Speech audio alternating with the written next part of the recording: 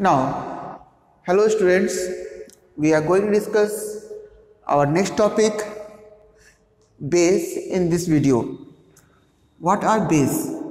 The substance which react with acid to give salt and water is known as your base. Means what? There is a general concept that whenever acid react, or general observation we can say, react with base gives us salt plus water. So that substance which gives us salt and water whenever it react with acid is known as your base, and this complete reaction is known as your neutralization reaction, because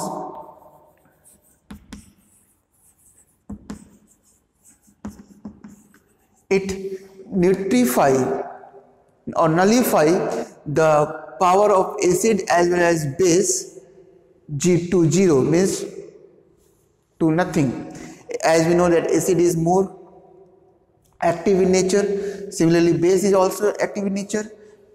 Both react with each other to form salt and water. Now move to the book part. What book says to you, what some common concept in your syllabus. Bases are the compound which react with acid to give us salt and water. It is given to you. They are usually the oxides and hydroxide of metals. Means what? NaOH. It's a hydroxide of a metal. Sodium, it's a base. Then you can say calcium oxide, CaO. It is a base.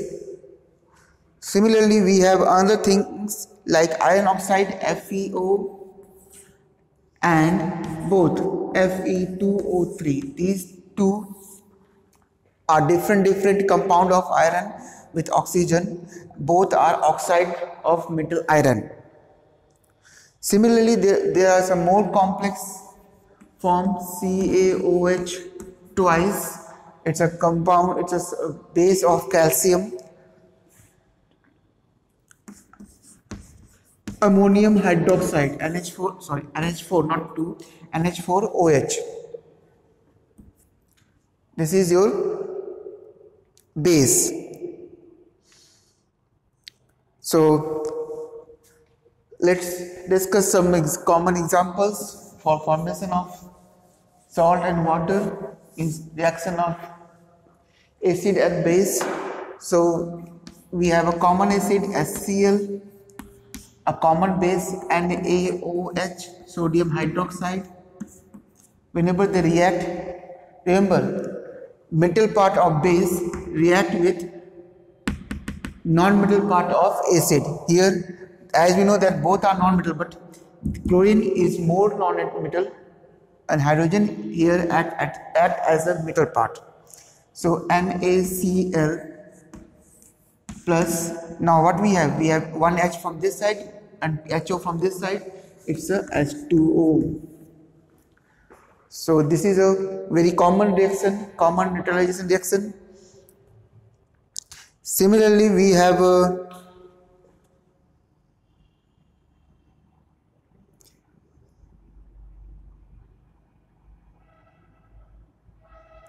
sulfuric acid, H2SO4, and ammonium hydroxide, NH4OH. It's give ammonium sulfate, NH4SSO4. It's give ammonium sulfate and water. So whenever we balance, formula is change, NH4 twice SO4. I think this one is clear to you. Now we have another term, alkali. Under the base we have another term, alkali. Listen this one very carefully. Base which is soluble especially in water, they are known as your alkali. Soluble bases are known as your alkali. Clear? Soluble bases are known as your alkali.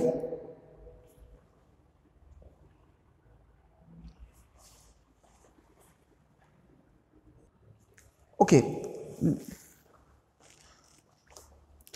Thus all in this case, I think it's clear to you. Now it's this solubility is with water.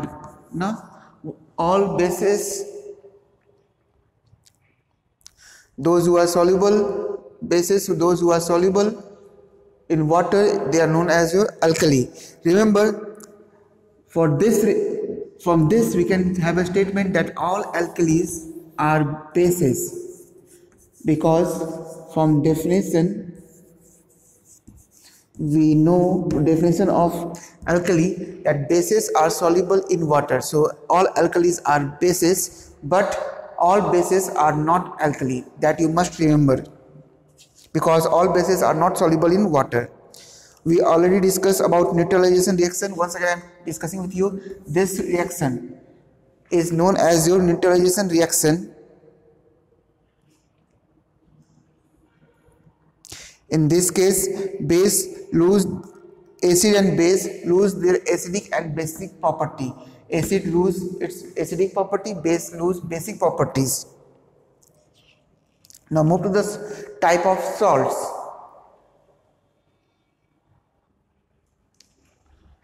Now we are going to discuss about salts. Salts found in nature everywhere. They are available inside the water of sea. They are available on rock.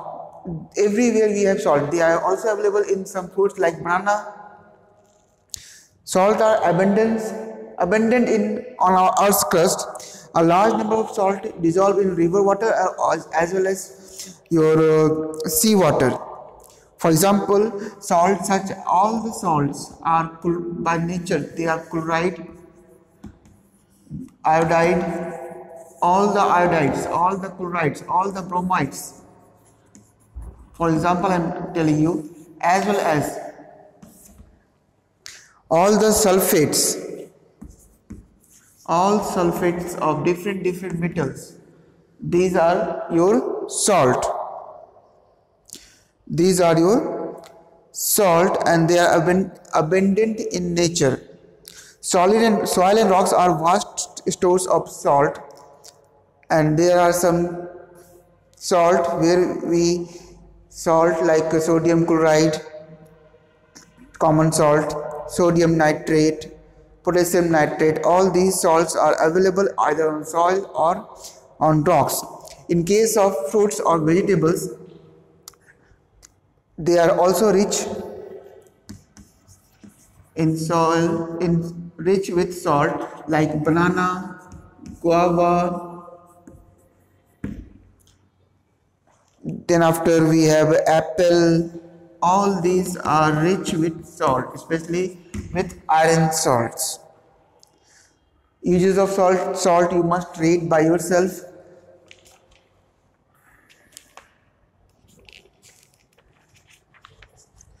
Now question says there is a question arises that, sir, we discuss all these things, but how we identify which one is acid, which one is base? So I told to you, in case of properties of acid, that there are some indicators.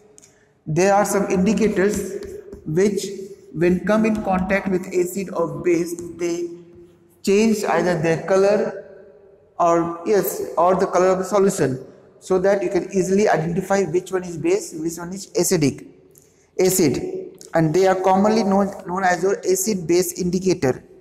For example, litmus paper or litmus. Color of litmus in acid is different, or in base is also different. In acid, litmus color is red. Litmus is red in nature, and in base it's blue in nature.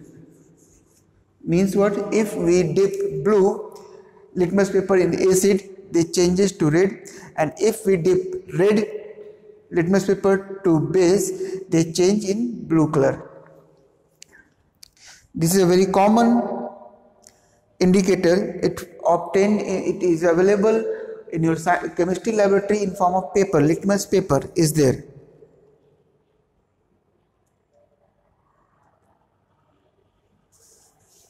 Now there is another one, phenolphthalein.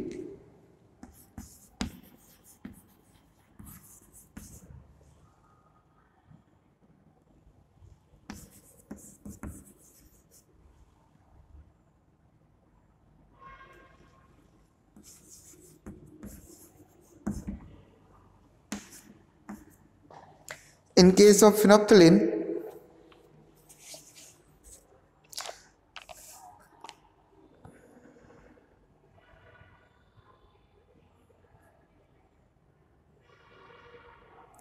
it is colorless in acid medium, but in case of pink in base or alkali, it is a colorless solution. So similarly, these are some common laboratory indicator. Even in house we have also some indicator like turmeric. Turmeric also act as a indicator.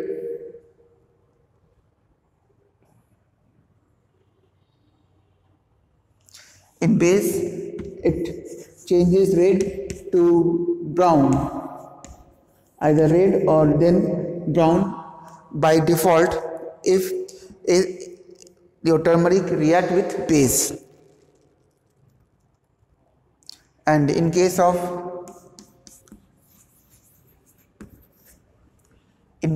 acid, it's as usual yellow in color. So similarly, there are different indicators like your turmeric juice, like your red cabbage juice. All these things react differently. You must read the indicators. Now there is another thing, pH indicator or pH scale. Let me rub the board first, then we discuss. Now our next topic is your pH scale or pH indicator. What is the meaning of pH scale? It's a type of indicator which is used to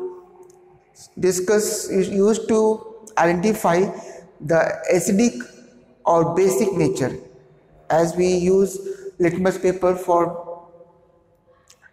you're observing that which one is for knowing which one is acid or which one is base, but how much acidic or how much basic they are by nature, litmus paper never or other indicator never identify.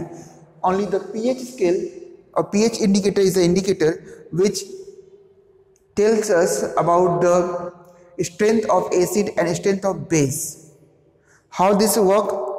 First, we must know that what is the pH scale. pH scale is a type of scale in which we have marked from 0 to 14. Remember, 0 to 14.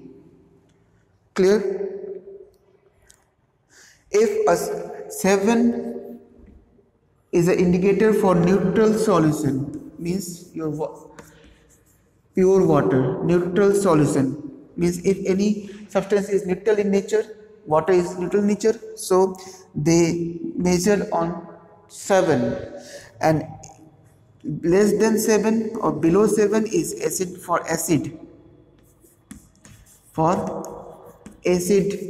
and above 7 for base. This one you must know. Clear? Now how we measure pH or how we use pH indicator. pH of a solution is generally measured on a strip of pH paper. On being treated with a solution, the strip gives a particular color, and when we tally that color to the scale looks like this one, having different color, marking from 0, 1 to different boxes, different color. Likewise up to 14. We dip the pH indicator or pH paper in a solution, we obtain some color, and then we tally the color from the scale, and then we can say whether it's acidic or basic and how much acidic or how much basic. Generally, extreme end part, this one is more acidic and this one is more basic.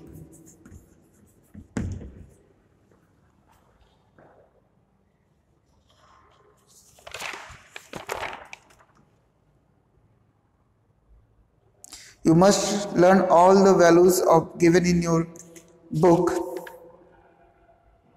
So that's all for today. Yes, students, remember this time I am not going to discuss question answers with you because this is an annual examination. All of you must write all the question answers by yourself in your copy, and if you have any query then you can ask me. That's all for all the chemistry syllabus. Thank you.